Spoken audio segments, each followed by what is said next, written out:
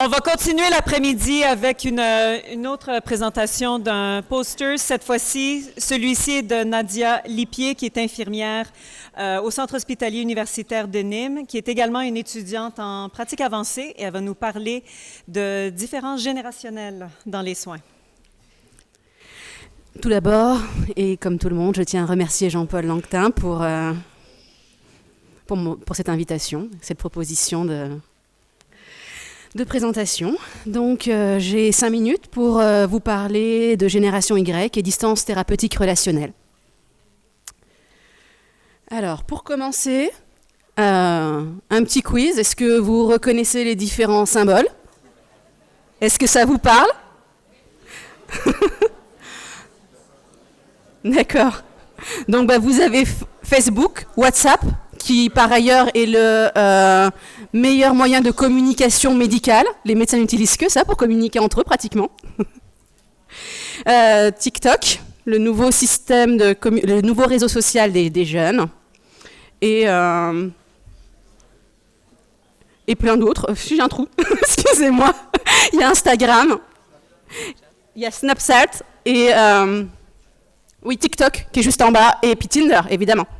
Tinder, c'est la flamme. Et il y a surtout ResearchGate, qui est le réseau social des chercheurs. Pas uniquement en soins, hein, tous les chercheurs. Il y en a beaucoup qui y sont inscrits, en tout cas.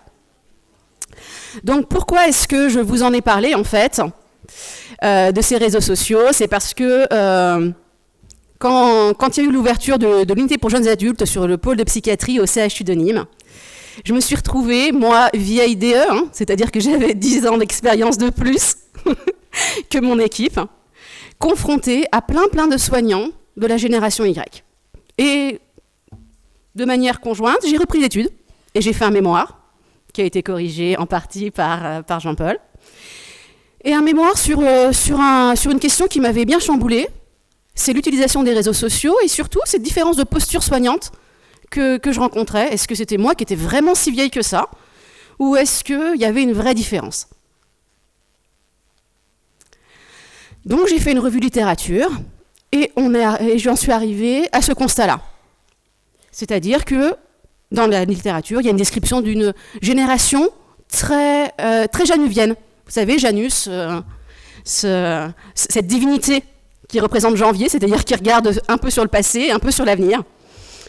Et là, en fait, ça ne regarde pas sur le passé et sur l'avenir, ça regarde du côté LOL, le côté très amusant, un peu léger, super sympa, les MDR, et un côté assez cruel que confère l'anonymat des réseaux sociaux, ce côté troll que vous pouvez voir en commentaire de photos. Est-ce qu'elle n'aurait pas un peu trop de cellulite?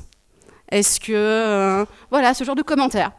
Et c'est assez bien tranché dans la littérature.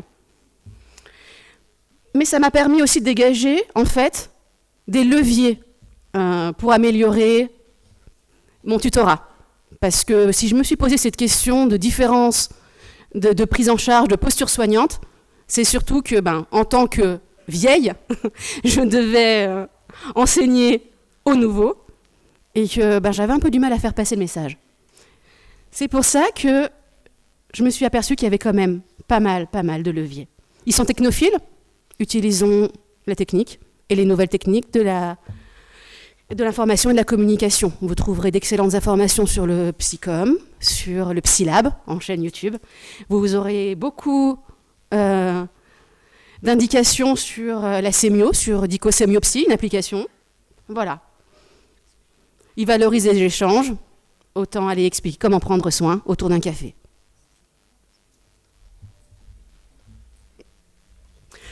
Donc, voilà, j'ai fait donc une recherche avec des objectifs. Je vous les ai expliqués, donc on va passer vite. Il y a beaucoup d'articles, beaucoup de blogs aussi sur la génération Y. Mais pour que ce soit quand même un peu scientifique, j'ai retenu que 30 lectures. Ce qui ressort, c'est que les nouvelles technologies de l'information et de la communication interfèrent vraiment dans le concept d'altérité. Il y a une modification des réseaux neuronaux qui fait que l'autre n'est plus perçu de la même façon. Cependant, comme je vous l'ai dit, le facteur générationnel doit être pondéré par la problématique d'intégration au travail. À nous de savoir adapter nos moyens de tutorat. Il y a un frein, bon, outre le fait que j'étais très novice, hein, d'ailleurs ça s'entend, c'est aussi l'abondance de la littérature. Trouver des sources fiables, ça a été extrêmement difficile. Et puis l'exhaustivité, parce que les sources que j'ai trouvées il y a de ça 2 ans, je ne suis pas sûre qu'elles soient toujours d'actualité. La conclusion, la voilà. Oui, la société et le concept d'autorité est modifié. Oui, c'est une génération januvienne. Mais pour autant, on peut arriver à les intégrer dans le monde du travail avec un tutorat adapté. C'est ce qu'on appelle l'acculturation. Voilà. Merci pour votre attention.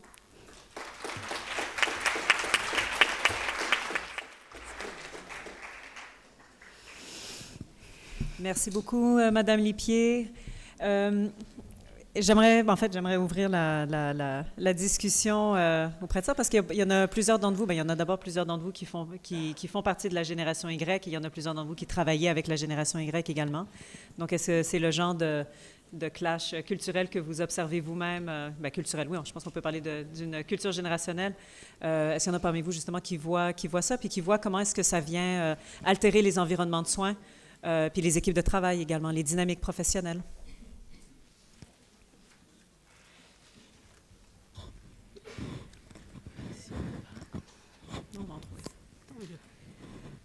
Pour ma part, je pense que si je peux me permettre un commentaire, parce que j'enseigne les soins infirmiers psychiatriques, soins infirmiers en santé mentale, et quelque chose que j'entends qui revient régulièrement dans les commentaires, par exemple, de certains collègues ou de certains professeurs envers les générations qui nous suivent, c'est la mise en doute de la capacité d'apprentissage et la capacité de travail des générations suivantes, notamment donc la génération Y.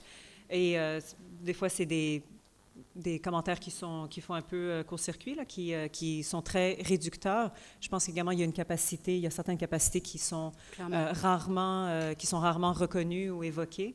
Et donc, justement, je pense que c'est quelque chose que vous avez remarqué vous-même là, dans votre recherche. Complètement. En fait, effectivement, ils auront peut-être une tendance à travailler au niveau clanique, mais une fois que vous serez rentré dans leur communauté, ça va être nettement plus facile d'amener les changements, l'acculturation. Et oui, la facilité de trouver l'information sur les réseaux sociaux change la donne. Peut-être que plus que d'essayer d'apprendre du par cœur, il faut apprendre à trouver la bonne information, être sûr. Peut-être généraliser PIX, la plateforme gouvernementale qui permet de certifier l'utilisation et des réseaux sociaux et de toute informatique. C'est un site du gouvernement, PIC. Peut-être que dans les écoles, ou à l'université en tout cas, on devrait certifier les étudiants. Peut être une piste.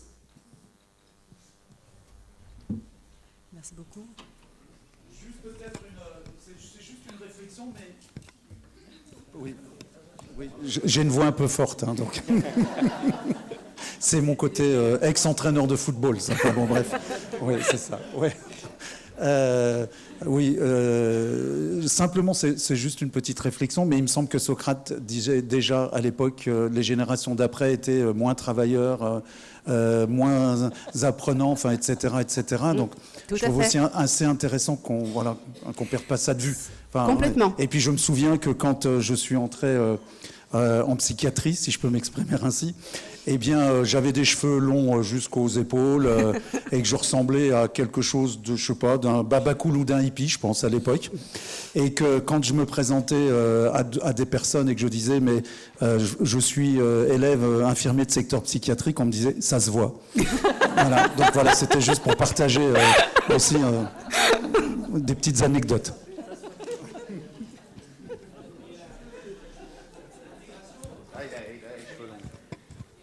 Il a les cheveux longs, là. Oui.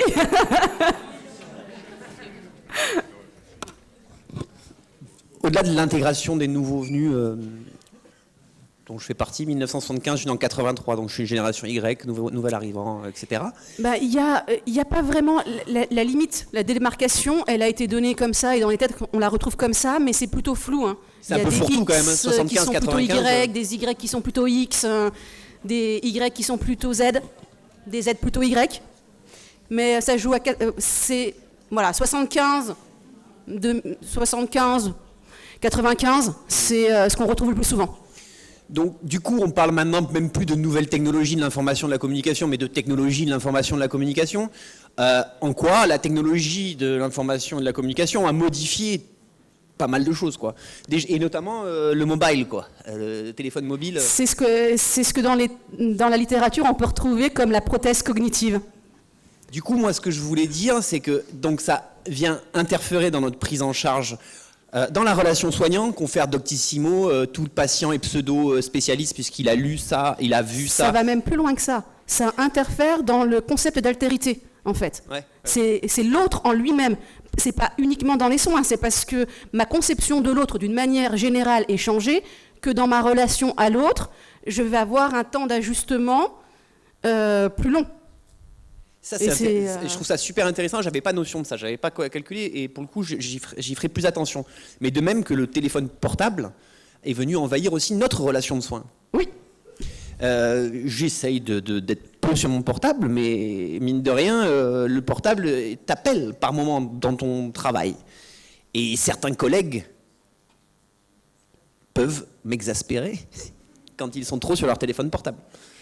Génération Y ou pas. Oui, donc, tout à fait. Le coup, voilà, je trouve que la nouvelle technologie a influencé la relation soignant-soigné et elle a un impact fort dans le quotidien qui peut être tantôt positif et tantôt négatif. Tout à fait.